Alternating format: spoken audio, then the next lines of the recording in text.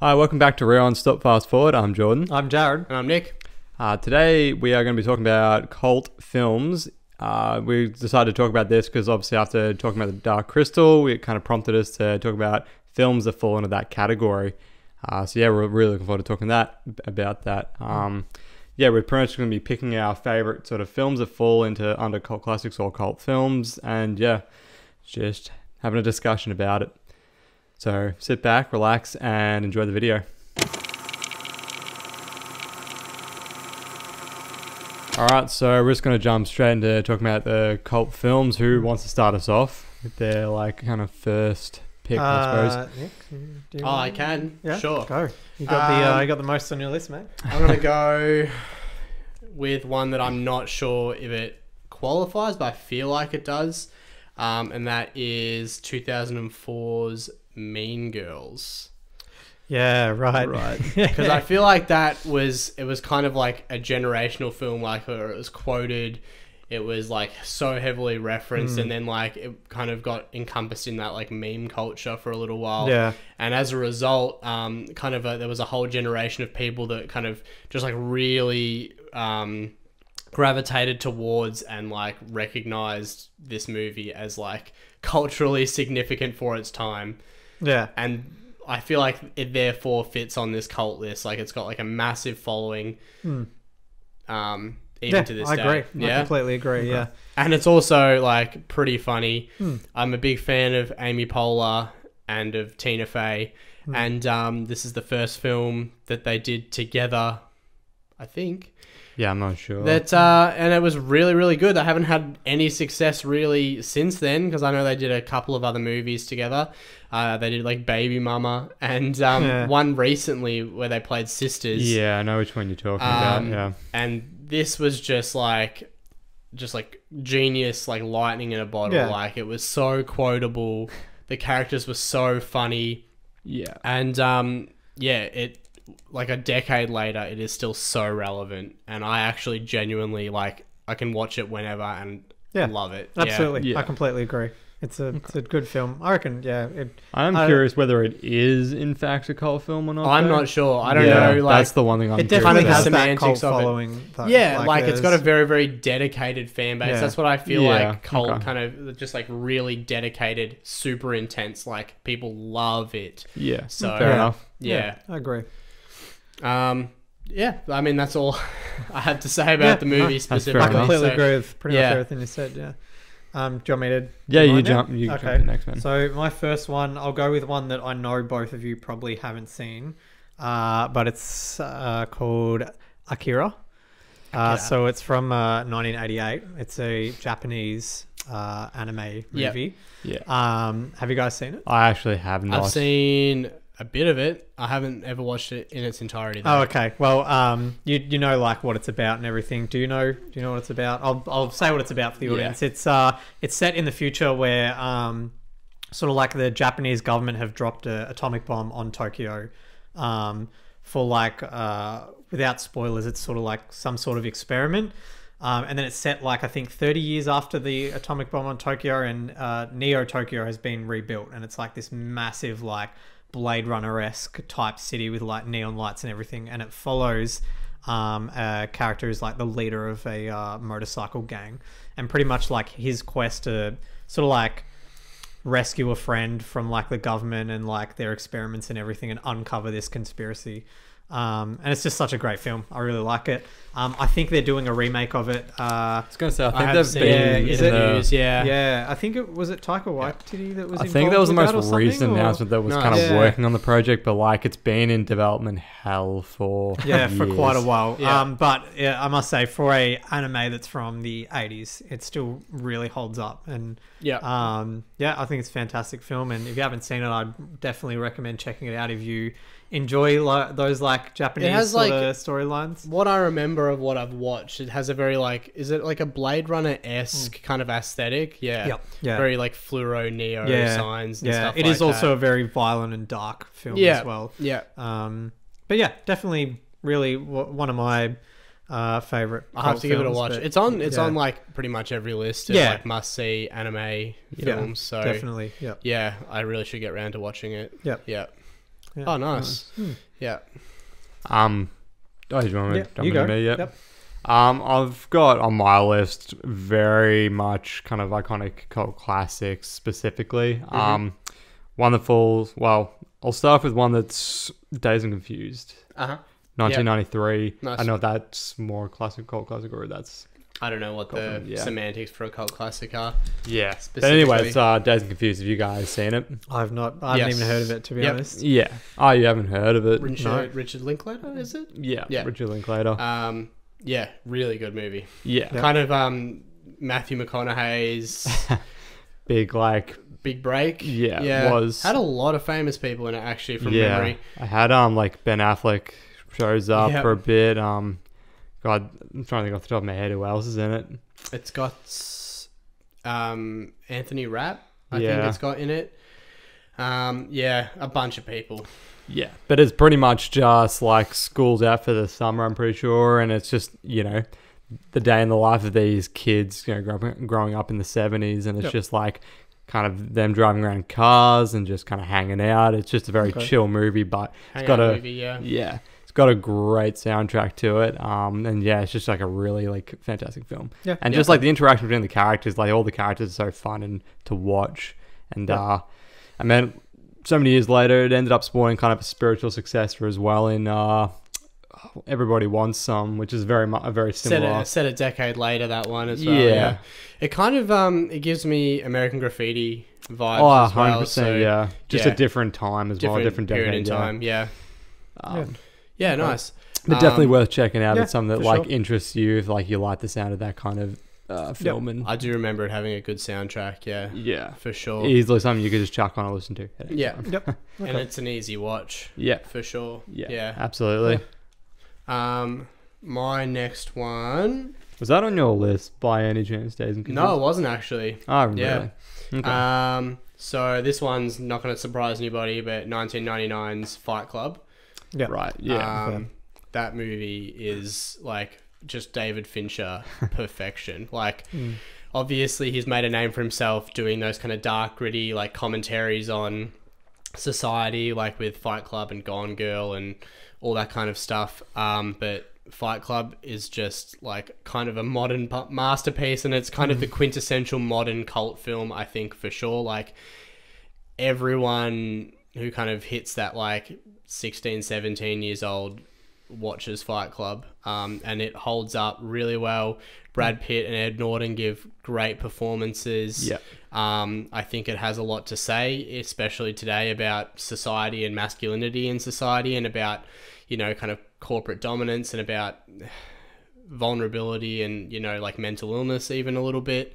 I absolutely love Fight Club. Yeah, fair. It's a film I actually really, because I've only seen it the once, and I haven't seen it for a long time, so I really don't remember a whole lot about it, but I do remember, like, obviously it has a really good plot twist at the end as well. Like, I mean, like, the plot twist at this point is it's been out for a long time. I was gonna say but obviously, plus everyone kind of knows it, I think, at this point. Oh, definitely. And great. We didn't actually say what we didn't say what it was though. It's got Meatloaf in it as well, and Helena Bonham Carter. That's right. Who also both give great performances. It just, like, especially as a first watch, works so well narratively as well, because you're not expecting it to go the way that it does go. And then on rewatch, it has enough meaning embedded in the film that you can like get a lot out of it from successive watches. And I think that the fact that it's still relevant today is kind of kept it in mainstream, like, kind of cult discussions. Absolutely. Absolutely. Did you would you rank it up there as being one of Fincher's best films? Yes, personally? Definitely, without a doubt. But Fincher across the board does exceptional work. I would actually say that my favorite Fincher film is Girl with the Dragon Tattoo. Fair enough. Which probably is not highly regarded as one of his better films, but I think it was just very much like, critics loved that film, but like audiences misunderstood it, I think. Well, I don't know how Fight Club was received, because obviously fairly well critically, although I think when it did come out, people were a little bit worried that the message that Fincher was trying to convey was going to be misunderstood, and it was kind of going to promote just like this anarchist, violent tendency in young people. You can see that like way thing. And if you misread the film, I think it's definitely something you can take from it, but I don't think that's what Fincher... Well, it's definitely not what Fincher meant by making the film. And I think that the critics that reviewed it positively and the audience that really kind of took it under their wing understand what the film is about in essence. Yeah, for sure. Okay, my next one. Yeah. So my next one is Donnie Darko, 2001. Nice. Yeah. Such a mind-boggling film. That's a great movie. Yeah, that was actually a great film. That was on my list. Oh, was it? Yeah. It is. Jake Gyllenhaal's performance in it is. I think it was one of his first films that he ever did. Was it? And he's still pretty young. Starring alongside his sister as well. Yeah, alongside his sister. And, it's such a good film. Like it's an interesting one. It's a little bit like it's half sci-fi, but then it's a lot coming of age. Like I really resonate with the coming of age part of it. Yeah, absolutely. Especially, and that's another one that audiences definitely like. I'm not sure how it did critically or publicly, like in terms of how much it grossed at the box office or anything like that. Yeah, but it is so well loved, especially by our generation today. Yeah, it's a great movie. Yeah.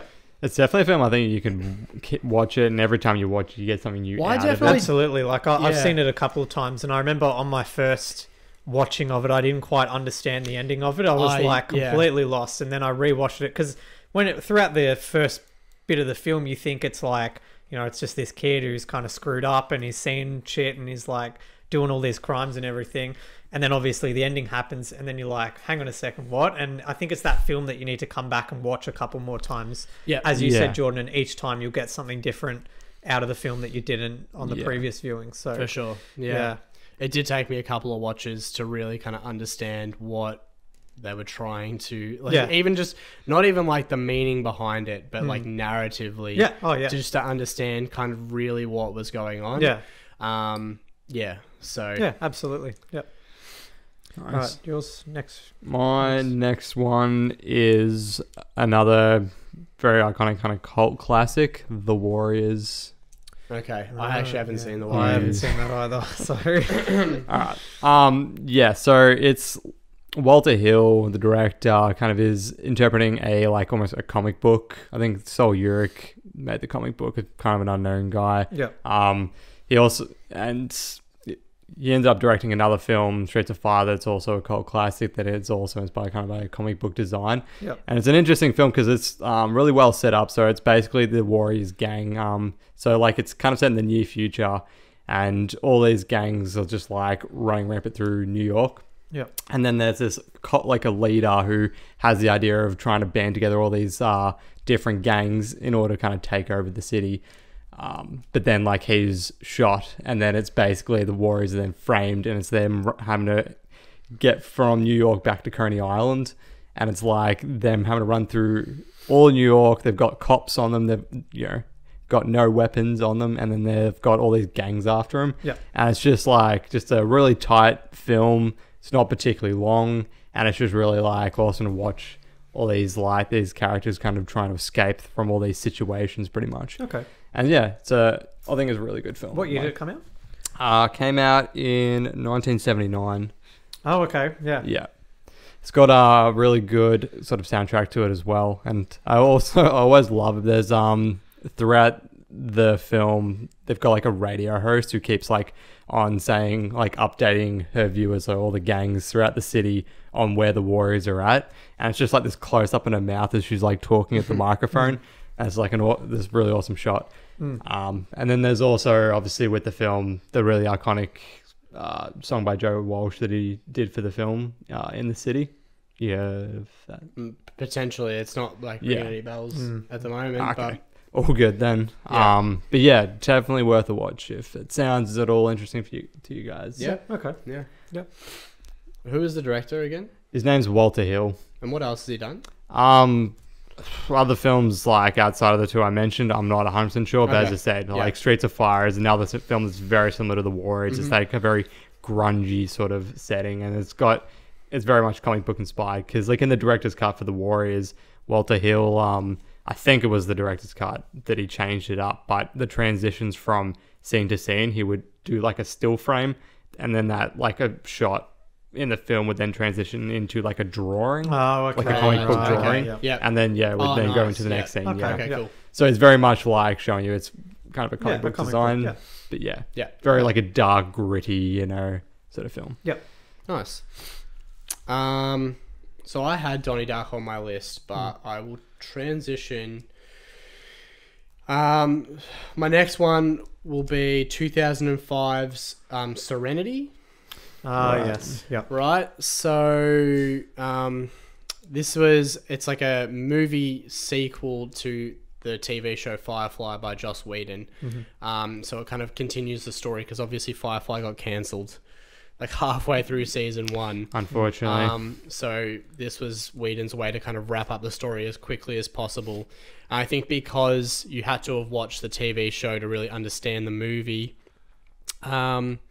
Critically, it did okay for the people that had understood the source material, but I don't think it did particularly well at the box office or financially. But obviously there is that core community of people who absolutely love the show and who extended that love for the movie. So it holds a place in a lot of like fans' hearts, just for it's like a labor of love almost. And I do think it's a pretty solid movie. It actually is, yeah. Stylistically a little bit different to Firefly, obviously, because there was a big gap between them filming the TV show and they do have like a decent budget, more like it's not a big budget, but I'm saying like a bit more of a budget than what Firefly had. So you could tell they were able to kind of do a little bit more visual effects wise, like the shots of like some of the cities in the film, for instance.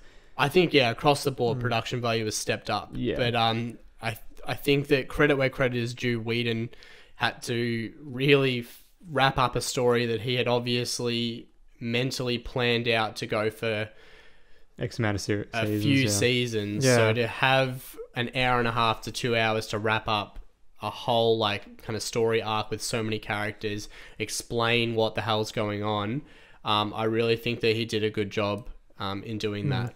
I have to say, I don't think I've ever seen such a big fan base literally for one season of a show in a movie. You know, like it's like there's such a big following for it, and like so much fan art and like fan stories and just about the world and the universe and everything. I was gonna say though, like when you look at it, it is very unique. Like not many for sure properties combined sci-fi and westerns. I think that Whedon did say that he drew off of Disney's Treasure Planet as the mental inspiration when he was writing Firefly, or like designing the kind of aesthetic for Firefly. And I do think that there is parallels there. So, when you mention it, like that makes sense. For that reason I put Serenity on my list. Fair. Nice. Okay, my next one, I had a film from the 70s as well, Jordan. 1978, Dawn of the Dead. Okay. The original Dawn of the Dead. Yeah. Not the 2004 remake. But yeah, have you guys seen it before? No. It is such a good film. It is. I saw it before I actually saw the Dawn of the Dead remake. Yeah. And it's just your classic sort of like 70s zombie film, and it is great simply because of how old it is, and it's like it could almost be like a bit of a comedy nowadays, but just the actors and the way that the zombies are acted out and everything, it's just such a great film. I wouldn't say it fits in the like so bad it's good category. I don't think it's a bad film. I think it is like it's a decent film, but just because of I don't think it's aged that well as a zombie film. Okay. Is it fairly low budget? Or? Yeah, it was quite low budget as well. But there are like I remember when I first saw it. There's scenes where they've barricaded themselves in a mall, and like these group of bikies show up and like wanting to take all of their stuff, and it's like I felt the tense. Like you know the intensity of that scene when I first saw it. So I always like seeing conceptualizations of zombies before zombies became so mainstream, because I feel like when zombies became like popular with The Walking Dead, you had this wave of movies and content where I was like, these zombies are all kind of the same. But looking back, I feel like the original design for zombies was a little bit more like nuanced and interesting. Yeah, absolutely. I don't know what the zombies are like in. It's exactly how you described it. It's very different to every other type of zombie you've seen. It's I don't know. I think they did 1985. They did Day of the Dead, which was I think it had a lot higher of a budget because of the success of Dawn of the Dead. Yeah. And that one was not as good. It was still very similar.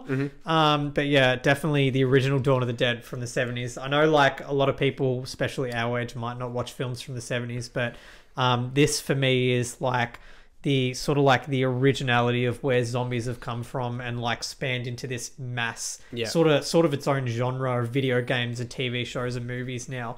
And it's just a really good classic film to just watch, one afternoon if you're bored. I reckon. Nice. So yeah. And I know Dawn of the Dead and those type of that franchise has a pretty big following as well. So yeah. Cool. Nice.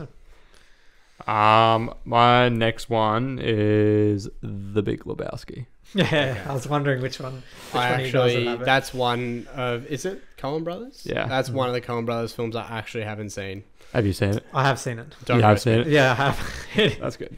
No, we'll just lightly brush over it, but it is oh my god, such a brilliant film. Like, because I remember, like, I've watched interviews with both. I think it was actually like GQ's like actors where they talk about their filmographies. Yeah. And both John Goodman and Jeff Bridges were on that. And both of them has said the same thing about the film, which was they had to like give credit to the Coen brothers where they're like, we did not ad-lib anything. Oh, really? Like it's what you see in the film, they have written. Yeah. Like it's that impeccably written. Like, and like it flows so naturally and like it's so sharply written. Yeah. Like it's, because like the humor is the humor in it is fantastic. Yeah. It had me in tears multiple times throughout the whole film. Like I don't know if it is classified as like a full-on comedy, but it is better than literally any comedy you see nowadays. Yeah, like, pretty much. I mean? Yeah. It is leagues ahead of the comedy that comes out at the theaters these days. Yeah. Yeah. But yeah, even like the actors all in their parts are like on point as well. Like they are so perfect in their roles. I mean, obviously like Jeff Bridges is synonymous with the dude Lebowski now. But even like Steve Buscemi's character as well. Yeah. It's just so... some of the shit they say, it's just so witty and just... Yeah, and the reason the film works so well is because they know how to just like write. Because like the situations that the characters get themselves into, like...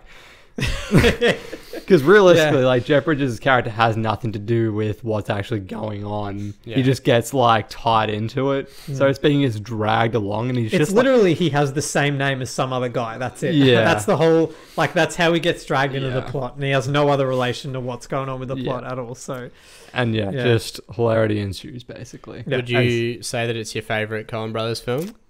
Probably, but it's very close because I absolutely love True Grit as well. Yeah, there's so, but like it's probably just a touch better than that. I have to get around to watching it. I know it's been sitting on the shelf there for like a year or two. I just haven't done it. I don't know why. Yeah, it's a very, very funny film. I even love the like opening of the film. It's Bob Dylan's one of Bob Dylan's songs, and it's just like the montage of them playing bowling. Yeah, like, yeah. Definitely worth a watch. Yeah, absolutely. Sure. No, I know. I hate myself. All right. What's your next film? Let's have a look. Okay, so my next film, I'm not sure whether this counts as a cult film, but it's 2002's Punchdrunk Love. Right. So I haven't seen that one. Have you seen it? Yeah, I've seen it. I'm just trying to think whether like is it like whether it is or isn't a cult like a film. I know that obviously Paul Thomas Anderson's like body of work is so like critically revered. Yeah. He's well regarded as like it's definitely an under and I do think it's probably his like least acknowledged film. Yeah, and I also think it's up there with one of my favorite ones of his movies. I think that he got so much out of Adam Sandler. Oh yeah. In that movie. Like I have never seen Adam Sandler in a role where I've been like, this dude is like so on point. I was so impressed. Yeah. And the story is so simple. It's about a guy who like calls a sex worker one night, just like, and has a little bit of phone sex. And then the next day she calls him up and asks him for money, and he says no, and then she's like, it starts to become like this ramping like scale up where she threatens him to tell people about the phone sex, and she finds out like his real name, where he lives and stuff like that, and it becomes this like escalating thing because you start seeing a woman at the same time that like he's being bribed by an over the phone sex worker.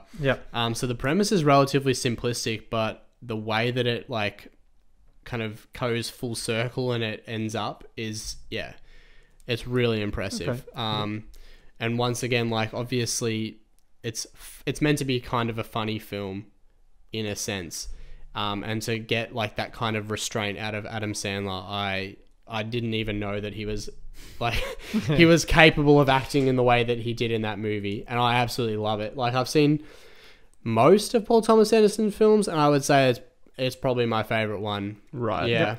Okay. Adam Sandler kind of reminds me a bit like of Jim Carrey, where they're both known for doing a certain type of thing, but when they put in the right role in the right project, Jim Carrey has proven time and time again that he is an exceptional actor. Yeah, absolutely. But like with I think Adam Sandler's been given less opportunity, but I still think that he's capable of doing it. Yeah, but he was like, even in the Merowitz stories, that's true. He was given that, and he was really good in that as well. Again, another really subdued kind of actual like serious role for him, and he knocked it out of the park.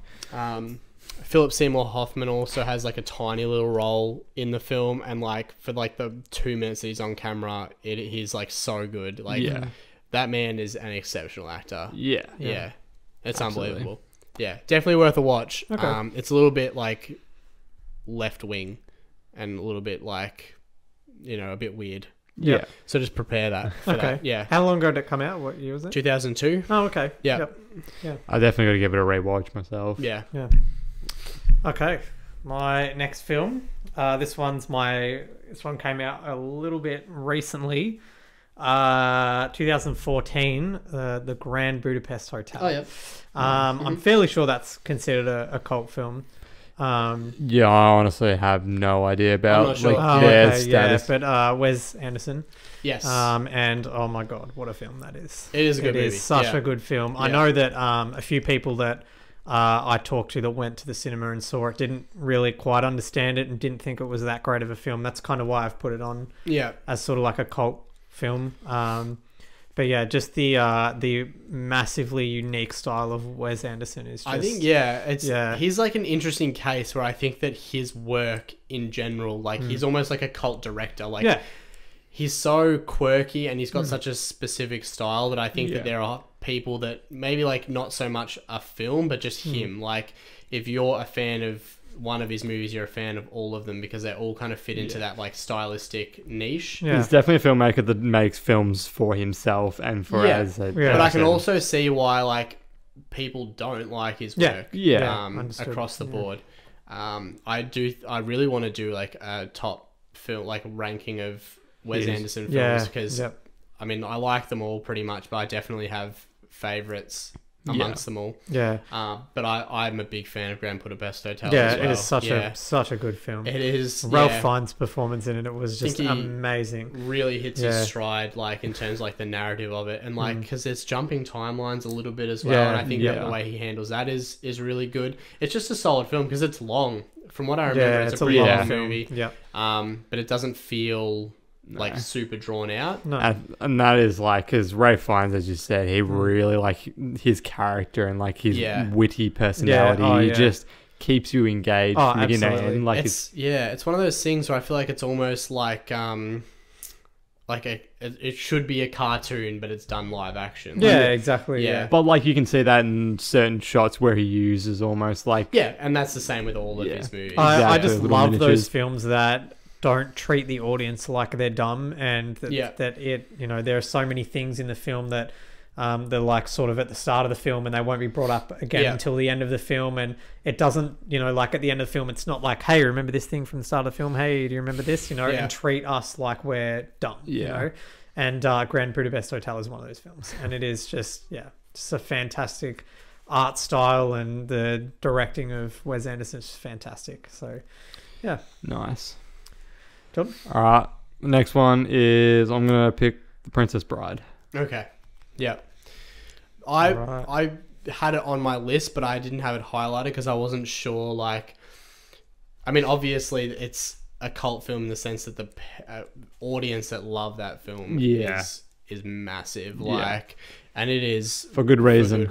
Yeah.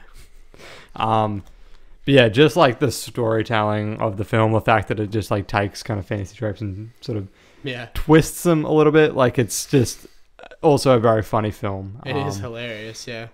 Cary Elwes and probably like he hasn't really done that many like good projects that not that I've seen at least, but like here he's like really solid in. It's the mayor in Stranger Things season 3 actually. And he's in like Saw as well, but I actually really like the first Saw. Like I think that's alright. But yeah, no, I'm just a really big fan of this film, and like it's very like quotable. It's got a lot of like really iconic moments, especially oh god, blanking on his name right now. The swordsman. Anteo Montoya or something like that. Yeah, even like that whole segment when Cary Elwes' character is like chasing down those three guys that has the scene with the poison. No, it's all just like really hilarious and witty, and big fan. Well, I think like the fact that it's told on two levels, like obviously the grandfather reading to his son means that because it's a fictional story, you can kind of take liberties with it and just like kind of go a bit nuts. But also you can break up the craziness of the fictional story by cutting back to the grandpa talking to his grandson, which I think helps as well. For sure. Yeah. Have you seen it, Jared? I think I have. Yeah. It's what you're saying. Like I think I might have saw it when I was a bit younger. Yeah. But some of the things you're saying make sense. But yeah, I can't remember, honestly. Yeah. Fair enough. It would have been a long time ago if I hadn't seen it. Yeah. I actually don't know what to pick as my last one now. Hang on a sec. Because I like on my list I've got like Bottle Rocket, which was Wes Anderson's first film. Yeah. Okay. I have Princess Bride. I might. Okay. I'm gonna pick 2010's Scott Pilgrim versus the World. Yeah, I was gonna put that one on my list. I have it on my list actually as well. Did you? Yeah. Just like pure Edgar Wright goodness, and like another one that is stylistically based off of a graphic novel series. Yep. And so I think that when you've got a fan base kind of embedded in that, it becomes like very easy to adopt like that kind of cult following for a film like this. It pays homage very, very well to, like, I think probably better than any movie I've ever seen, to the source material, because like obviously stylistically it has a lot of the references to the original story. Acting across the board is great. Edgar Wright is really obviously meticulous about the way that he directs a film. I don't know how he gets to edit his films either, but his films have such a smooth, almost flowing motion to them. Like they just, they go from one shot to the next, and the transitions are so seamless. And like that is almost the role that Michael Cera was born to play. Like him as an actor and Scott Pilgrim as a character are just like so well suited to each other. That casting is absolutely perfect. I loved him as Scott Pilgrim. I honestly haven't seen him do anything in a while, but I wish he was in more films because I really like the way that he acts. Yeah. It is a solid film. I love the stylized, just everything in it, like action, and just like when he defeats one of the evil ex-boyfriends, they just turn into coins, and it's just such a casual, like him picking up the coins and everything. It's just it's like real life, but like with elements that you don't expect as an audience member, but that is embedded in the world that they live in, so they don't really treat it as if it's anything crazy. Obviously, once again, that references the source material. Yeah, exactly. Had a massive crush on Ramona Flowers when I first saw the film when I was a kid. I'm a big fan of Mary Elizabeth Winstead. For sure. Even all the actors, because they get a lot of big names for all the evil exes as well. Got like Chris Evans is in there. Brie Larson's in there. They've got Brandon Routh. Whitman as well. Yeah, Mae Whitman. What's his name?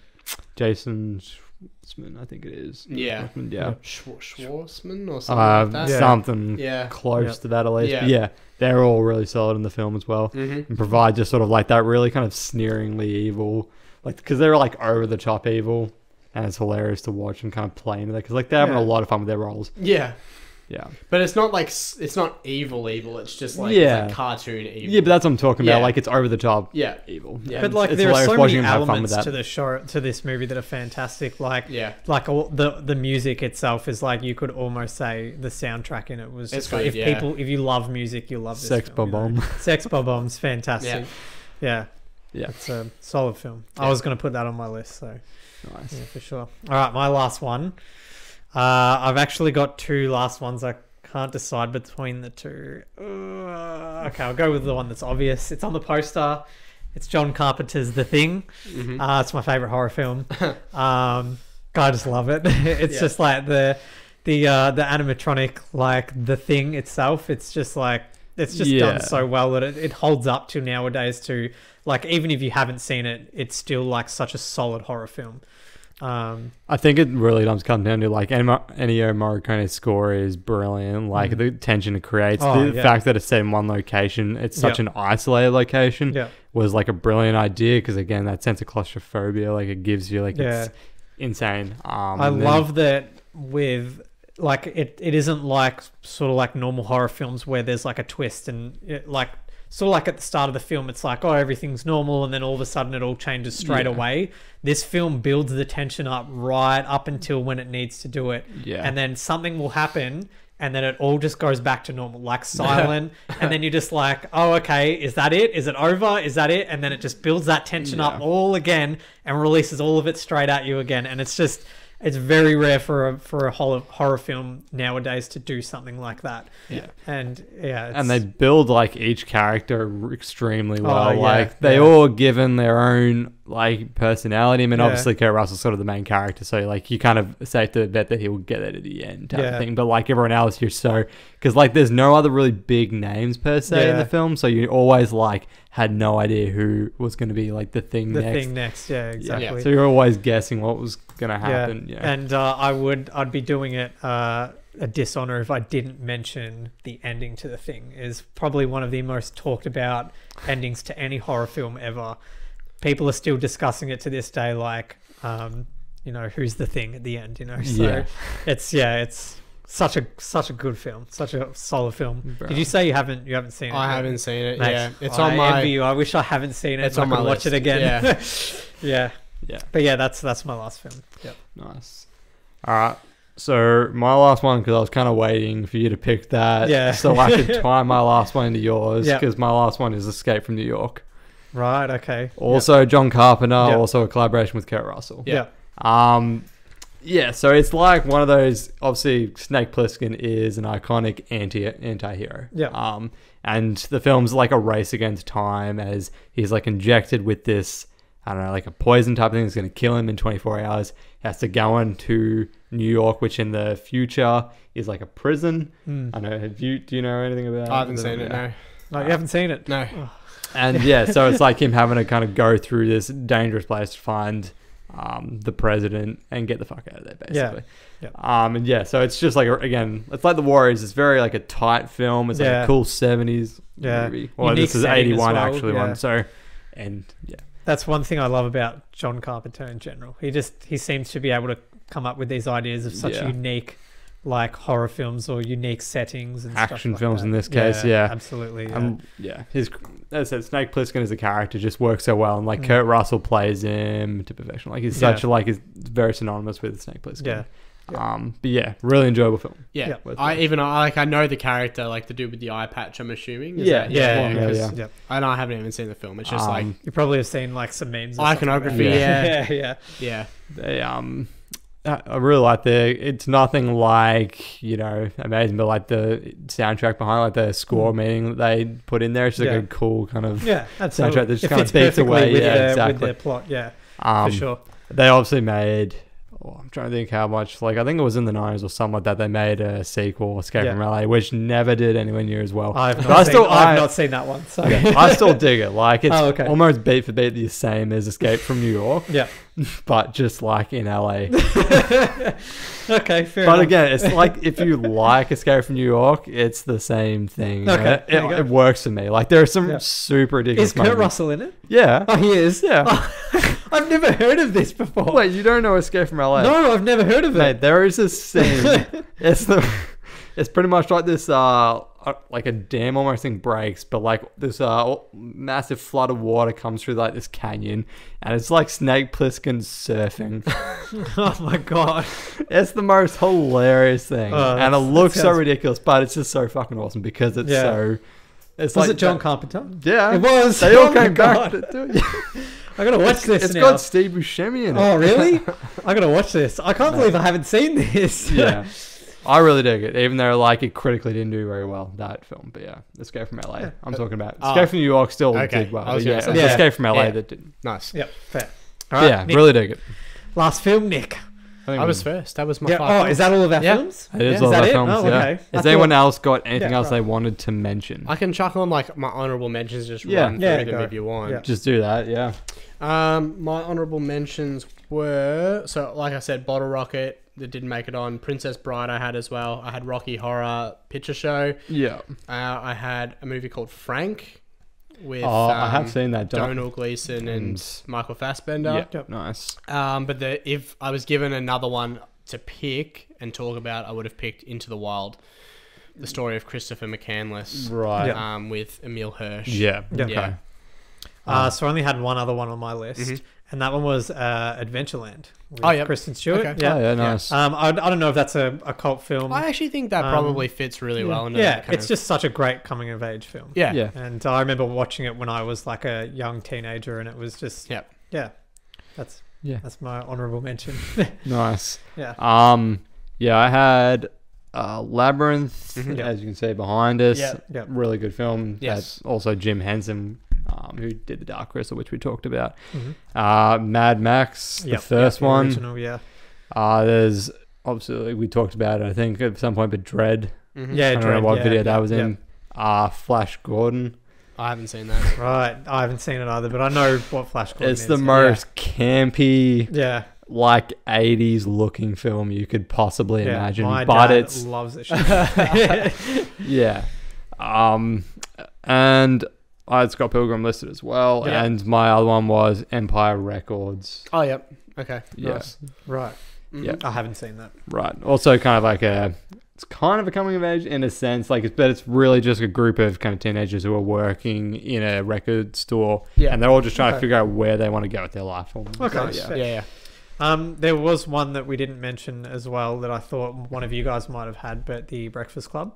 Oh, okay. Yeah. I'm surprised none of you guys had that on your I list. was I found out I didn't think it was actually until I read about it, I was like, I didn't actually think it was a cult film at all, to be honest. It didn't strike. I thought it was critically and loved by everyone, but that's I went on like IMDb Yeah. top 100, and The Breakfast Club was like one of the top. Okay. It was in the top 100 of like. But it's I the don't think same. I remember when I was reading up, The Shawshank Redemption came up as one as well. That was like a potential cult film. But even when I look at that, I'm like, well, that's the number one highest rated film on IMDb right now. I don't know if that.